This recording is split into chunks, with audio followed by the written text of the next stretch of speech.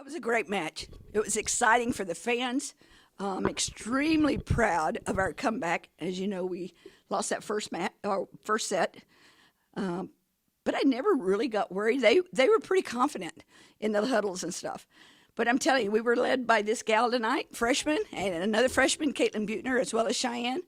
But when you look at the stats, Emily spread the ball around a lot, and we had almost every one of our hitters being productive at the key points. Let's put it like that.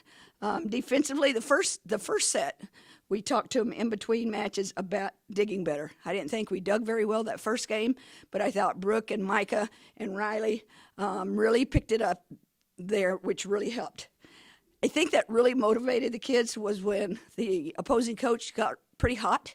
They loved it. They loved it. And I think his team kind of broke down some. And also last night they had to play a five-game match up at UTA. And I think they were a little bit worn out. But very, very proud of this group of kids. Another championship for the Bobcats, bring more positive visibility to the university, and that's what it's all about. We're not through yet. We've got UTA next week at home. We don't want to share, I will tell you that. We learned it in Sunday school, but this is one situation we don't like to share. So if we take care of UTA next week, then we own this championship by ourselves. And then, as you know, the conference tournament is here the following week. Coach, y'all lost the first set, but obviously in the second set y'all were down 6-1, and then a challenge came. Y'all won that challenge, and ever since that challenge, y'all never looked back. What went on? That was a real motivating factor. We talked about that while we were waiting for the decision to be made, and when that happened, we got the point. Gosh, I don't remember exactly what went on, but you're right. We got a run going right there, and these kids kind of woke. We found some energy, and I think that's one thing in the first set. We were doing okay, but I didn't see the spark. We didn't see the energy out there that we needed. And after winning that challenge, I think it really turned them on. And then, like I said, we did something really good the next 2 or 3 set points. I don't really remember what it was, but we made a run after that. So I think it was a touch. Yeah, it was a touch. So the kids tell me when to challenge and stuff because I really can't tell. But Janelle was very certain that there was a touch on that ball. Tessa, we'd like to hear your point of view of everything that's been happening over the last couple of weeks. I mean, you came in, next man up type situation, filling in, and just absolutely been on top of everything lately. So how has this been for you leading up into tonight? It's definitely exciting. It's what we practice for, us bench players, just getting excited on the bench, and then when you get to go in, do the best you can, and I feel like that's what we've been doing in practice, and I get a lot of help from Tracy and especially Emily. Emily's amazing, and she just makes every situation better. Best that I've ever had, hands down. It's just really helpful, and I don't really know. I'd like to address that because as a coach, you hate to see any player injured. But we talk about it all the time. That's why we don't just have 7 or 8 people in the locker room. We've got 19 Bobcats to make this team. And it's all about being ready and waiting for your opportunity or your chance. And with Jill being injured at middle blocker, she stepped in. She did her job. She's pushing Jill, I guarantee you. She's pushing Tierney.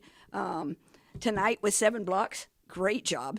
But we've seen it in practice the whole time. It's a matter you got to wait for the right opportunity to get her in the game. And it's come up, and I think now Tessa's confidence has really gone up. She mentioned Emily. You guys, I'm telling you, whether you can see it or not, when we pass those balls so tight against the net, she jumps up, saves them, and our hitters know to be up because she's good.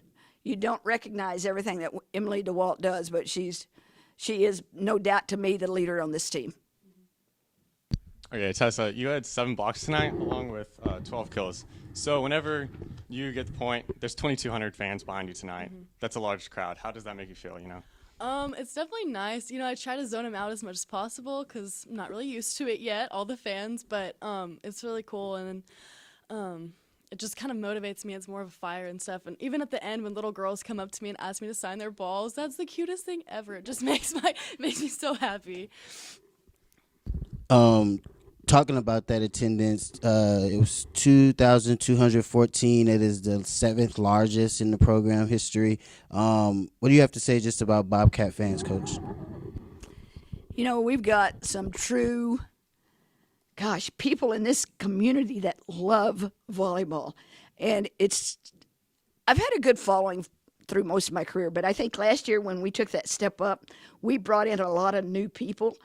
And when the season was over last year, I've had so many come up to me and said, "Oh my God, when is September again?" They have continued to follow us, and we get new people, new fans. And tonight it was fun because I had a lot of alums back, and it's great for me.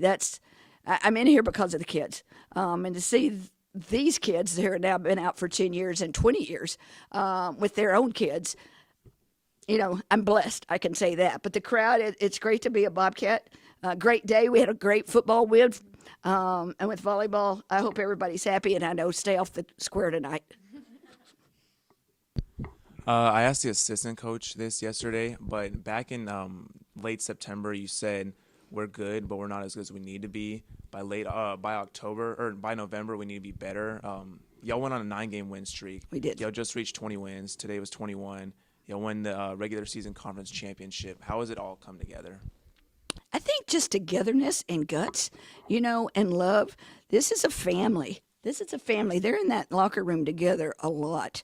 We're on the, you know, it's for players and stuff with coaches. Sometimes it's a love-hate relationship. Sometimes they hate you on the court, but eventually, in these situations, they come up and hug your neck and they really love you. They don't want to say that. But you just stay together. Ups and downs. You believe in each other. You trust each other. And it's major. We are better than what we were early when you were talking about. I think we might have been, I think we kind of came back tonight where we were 2 weeks ago.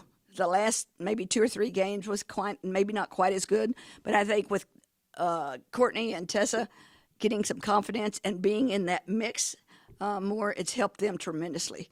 So, yeah, we're just blessed. I will tell you that much.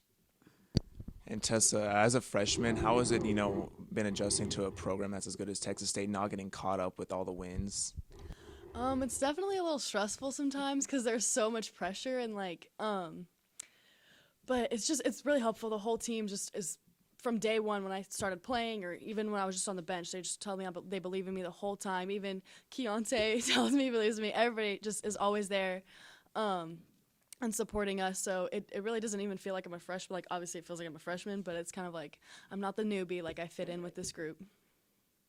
You're old now. Yeah. You've been here 3 months. Yeah, it's been a long time.